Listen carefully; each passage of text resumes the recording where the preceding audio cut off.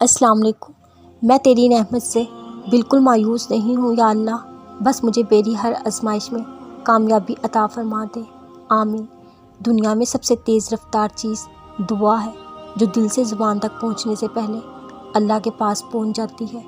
جو شخص پابندی سے استغفار کرتا رہے، اللہ تعالیٰ اس کے لیے ہر تنگی سے نکلنے کا راستہ بنا دیتا ہے۔ وہ لمحات بہت قیمتی ہوتے ہیں جب آپ خالق دو جہاں کے سامنے سر جھکائے اس کی بڑائی بیان کرتے ہیں۔ جب اللہ کسی سے خوش ہوتا ہے تو اس کے لیے نیکی کرنا آسان اور گناہ کرنا مشکل کرتا ہے۔ یہ دنیا مکافات عمل ہے، بس تھوڑا صبر کرو، کیونکہ تیرا رب بھولتا نہیں۔ اسے راضی کرنا اتنا آسان ہے، ایک لمبا سجدہ اور چند آنسو۔ میرا یقین اتنا کافی ہے کہ